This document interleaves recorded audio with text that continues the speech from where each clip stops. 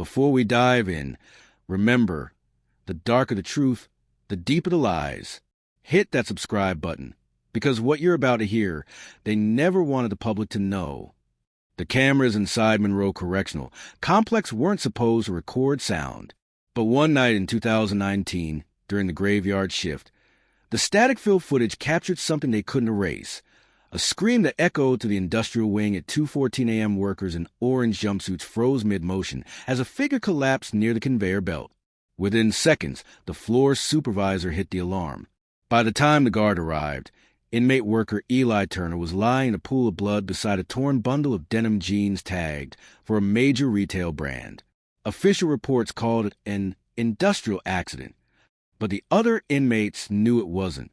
Eli had been talking too much about pay slips that didn't match the hours logged, about shipments leaving facility after midnight with no paperwork, about someone inside making money off their silence.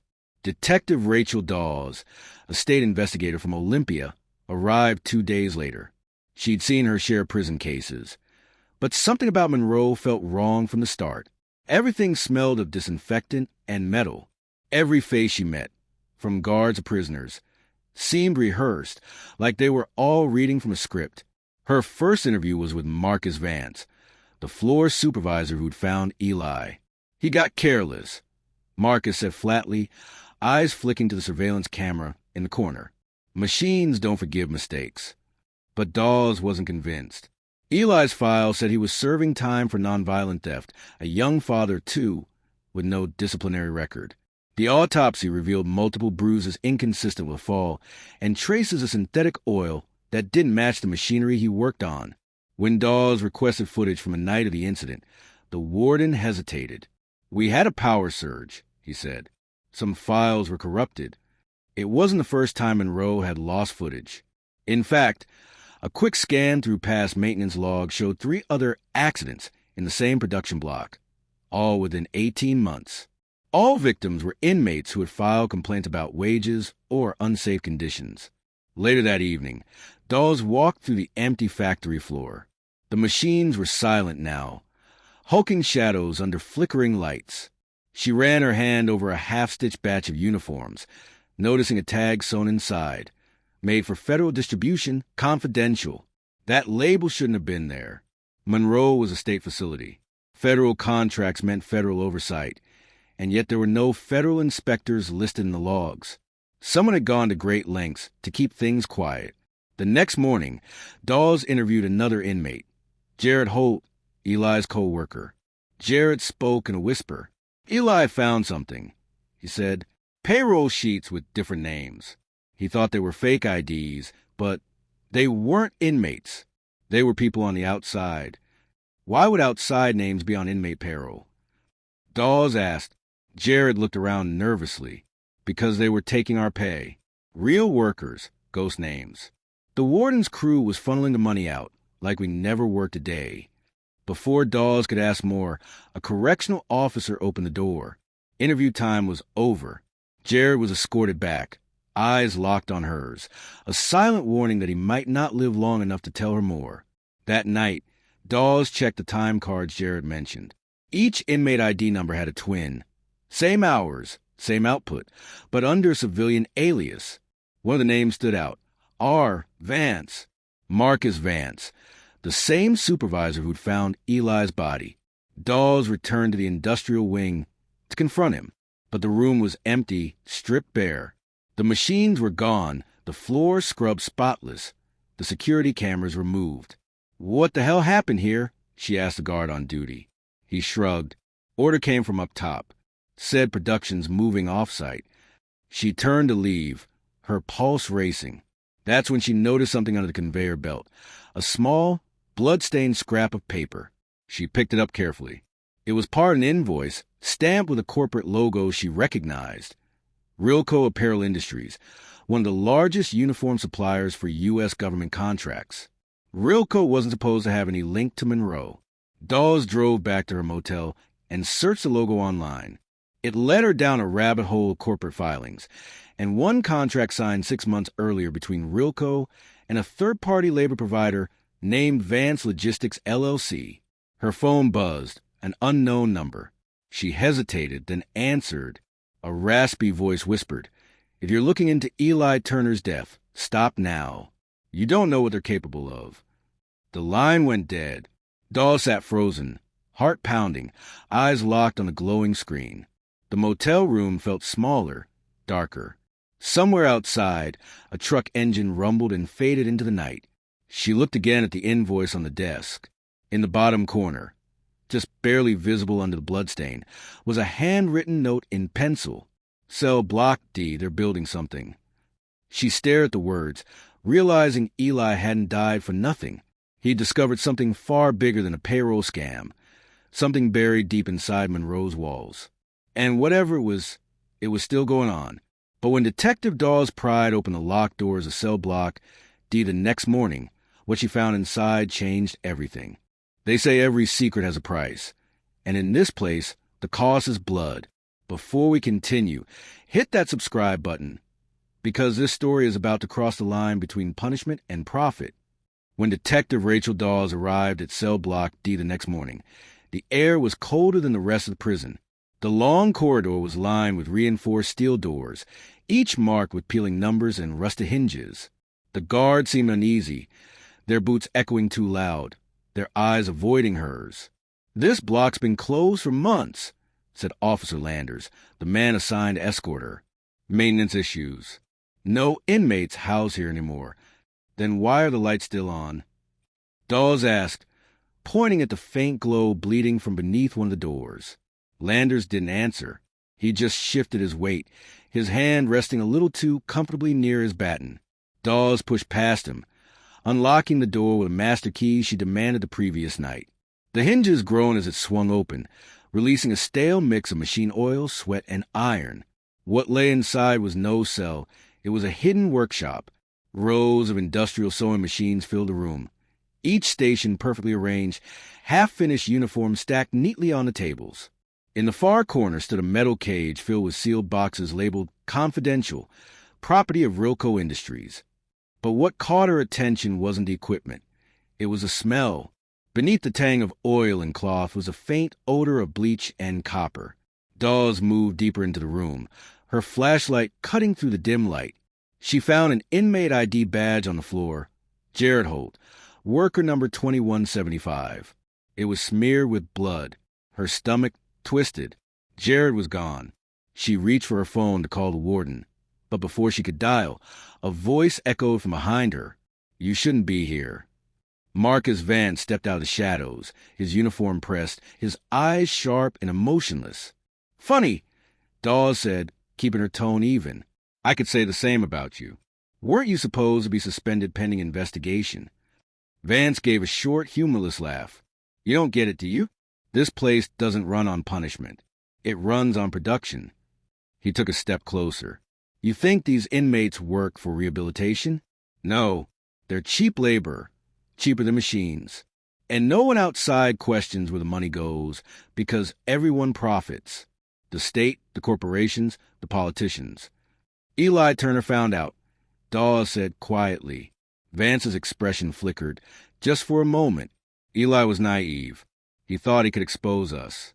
But you can't burn down a system this big, not from the inside. Before Dawes could reply, her radio crackled to life. "Detective Dawes, you need to get out now," came a panicked voice, the tech agent monitoring her line from the state office. "Your location's been compromised. They wiped the prison server this morning. All your files gone." Vance smiled, slow and knowing. "You see? They're already ahead of you." Then he tossed something onto the floor, a flash drive. "You want proof? Take it. But understand this. If you open it, you'll have to choose between your badge and your life." Dawes picked it up carefully. "Why are you giving this to me?" "Because," Vance said, lowering his voice, "they're cleaning house tonight. And I'm on the list too." A loud metallic clang echoed from the hallway. The sound of the outer gate sealing shut. The lights flickered. Somewhere above, the hum of generators grew louder. Dawes turned toward the sound, but when she looked back, Vance was gone. Only the echo of his footsteps remained. She sprinted out of Cell Block D and down the hall, heart hammering. Every door she passed was locked tight. Landers was nowhere to be found. Her phone showed no signal. Finally, she found an emergency stairwell and pushed through. As she descended, she heard voices from the level below, muffled but frantic, peering through the grated landing. She saw two inmates moving crates into a truck parked near the loading dock. "Move fast," one hissed. "We're late already." Dawes crept closer, hiding behind a column. When one of the boxes fell open, she caught a glimpse inside. Not uniforms, but sealed manila envelopes stuffed with cash. Hundreds of them. She took out her camera and snapped a quick photo before the sound of boots echoed behind her. Detective Dawes. It was Warden Price, flanked by two armed guards. His expression was calm. Too calm. "I believe you wander somewhere you shouldn't be," he said. "Funny." Dawes shot back. "I was about to say the same to you." She raised her phone, displaying the picture. "You're smuggling money out of a state facility. That's federal time, Warden." Price smirked. "You really think anyone will believe that? You're already off the case. You were reassigned this morning. Didn't you get the memo?" The guards moved in, and Dawes backed toward the wall. The warden's voice dropped to a near whisper. "Walk away, detective. This system keeps America running. You shut it down, thousands lose their jobs. And those who pay for it, they won't forgive you." Before she could respond, the lights cut out. Total darkness. A gunshot cracked through the air, followed by the crash of glass. Dawes dove behind a steel bin as another shot whizzed past her head. The guards shouted, one fell, another cursed. Then silence. When the backup lights flickered on, the warden was gone. So were the trucks. All that remained was a faint smell of gasoline, and one smoldering flash drive, melted near the stairwell door. Dawes picked it up, her hands trembling. The evidence was gone. But as she turned toward the loading bay, she noticed something glinting beneath the broken glass. Another flash drive, untouched. Vance must have dropped it before disappearing. She pocketed it and ran for a car outside the gate. As she sped away from Monroe, the prison light shrank in her rear-view mirror. She didn't see the black SUV that started following her a mile later, headlights off, keeping its distance. When Dawes finally stopped at a remote diner to catch her breath, her phone buzzed. A new message appeared, no number attached. It read, "We warned you. You found the factory, but you haven't found who built it." She looked up slowly, realizing the man behind the counter was staring at her. His name tag read, R. Vance, and his smile was the same one she'd seen inside the prison. But when Dawes went to play the flash drive that night, the footage didn't show what she expected. It showed who was behind the entire operation, and it wasn't anyone inside the prison. The motel room was silent, save for the soft hum of Rachel Dawes' laptop. The flash drive sat on the desk like a live grenade. Her fingers hovered above the keyboard before she clicked play. The screen flickered. Grainy footage appeared, time-stamped 6 months earlier, inside the very same Monroe Correctional Complex. It showed a meeting in what looked like the administrative conference room. Seated at the head of the table wasn't the warden. It was a woman, late 40s, sharp suit, voice calm but commanding. "The program must stay contained," she said. "Every factory and every state facility reports through Vance Logistics. We can't afford leaks, not now." Another voice replied, one Dawes recognized instantly. "Warden Price." "Understood, Director, but the inmates are starting to talk." The last one. "Handled," the woman interrupted coldly. "Remember, these contracts fund federal infrastructure. We're not just making uniforms. We're financing the system itself. Keep the production line running, no matter the cost." The video cut to static, then resumed with new footage, a camera hidden in a hallway. Dawes froze when she saw herself entering the prison the day of Eli Turner's death. The recording zoomed in on her face. Someone had been watching her from the start. The file ended abruptly, leaving only a directory of encrypted documents titled Project Mercy. Her heart pounded as she scanned the metadata. Every file led back to one entity, Rilco Industries, and above them, a federal division she'd never seen listed in public databases, Department of Labor Reform Initiatives, DLRI. The signature on the founding document matched the woman in the video. Her name, Director Evelyn Shaw. Dawes leaned back, the realization cutting through her like ice. Shaw wasn't a corporate executive. She was a government official, the head of a secret federal partnership turning U.S. prisons into state-funded factories. Her phone buzzed. A block number again. You opened it. A voice said softly, "It was Vance. Now you know who owns the walls." "Where are you?" Dawes demanded. "Running out of time," he replied. "They're coming for both of us. But there's one last place you need to see. The warehouse in Tacoma. That's where they move the shipments before they vanish. You want the truth? Meet me there at midnight." The line went dead. Dawes grabbed her gun in the drive, then hit the road. The rain started halfway to Tacoma, blurring the highway lights into streaks of gold. She could feel eyes on her even in the storm, headlights trailing her from far behind. By the time she reached the warehouse, the place looked abandoned. A rusted gate hung open, creaking in the wind. Inside, rows of cargo containers lined the walls, each marked with coded serials. MRCD 19, MRCD 20. Monroe Correctional. She drew her flashlight, calling out, "Vance!" A shadow moved between the crates. He stepped out, drenched and shaking, holding a folder close to his chest. "This is everything," he said, voice breaking. "Pay records, shipment routes, transfer documents. Shaw's behind all of it. She's using prison labor to fulfill private defense contracts. They're not making uniforms anymore. They're making tactical gear for overseas agencies. Weapons cases, armor plates, drone casings, all built by inmates earning 40 cents an hour." Dawes stared, horrified. "That's illegal. It's slavery." Vance nodded. "And you know what they call it? Rehabilitation." A gunshot split the air. Vance's words choked off mid-sentence. He fell to ground, the folder scattering across the concrete.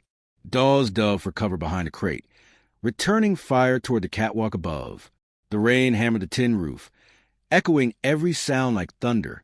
She crawled toward Vance, but his eyes were already glassy, gone. The folder lay open beside him, papers soaked in rain and blood. Footsteps descended the metal stairs. Dawes raised her weapon. Director Evelyn Shaw appeared, calm, composed, a pistol in her hand. "Detective Dawes," she said smoothly, "I admired your persistence, but you were never supposed to see this. You're profiting off prison labor, off human lives." Dawes spat. Shaw tilted her head. "Not profit. Efficiency. The system was collapsing, underfunded, overcrowded. We gave it purpose again. America needs order, and order requires hands willing to work." "That's not order," Dawes said, standing her ground. "That's exploitation." Shaw smiled faintly. "Call it what you like. You'll never prove it. Every file, every witness, every shred of evidence, gone before morning." She aimed her gun, but before she could pull the trigger, a blinding light filled the room. FBI agents swarmed through the main doors, shouting commands. Shaw hesitated, lowering her weapon an inch too late. Dawes seized a moment. A quick, hard strike to Shaw's wrist sent the gun skittering across the floor. The agents restrained her, reading her rights. One of them turned to Dawes. "We got your message," he said. "The file upload came through just in time." Dawes blinked in disbelief. "Upload? I thought the drive was destroyed." He shook his head. "Vance must have sent a backup before you met him. He bought you both the time you needed." As they escorted Shaw out in cuffs, Dawes picked up one of the blood-stained documents from the floor. The signature at the bottom read, "Approved by the Department of Justice. Confidential distribution." She realized then that the web went far beyond Evelyn Shaw. A week later, national headlines broke. Federal official arrested in prison labor scandal. Talk shows buzzed, senators promised hearings, corporations issued denials. But within months, the story vanished from public view. The files disappeared from government archives. Rachel Dawes resigned quietly, her badge locked away in a drawer. She'd done her job, but the victory fell hollow. One night, months later, a small package arrived at her apartment. No return address. Inside was a new flash drive and a note written in Vance's handwriting. "You stop one factory. There are 50 more." She stared at the note, the hum of the city faint outside her window. Somewhere out there, the machines were still running, silent, hidden, unstoppable. She whispered to herself, "The walls don't end at the prison. They just change shape." Then she plugged in the drive. The screen turned black. A new file appeared, labeled simply, Project Mercy, Phase 2. If you think this story was intense, you're not ready for what comes next. Subscribe, because the next truth buried inside those walls might be even darker,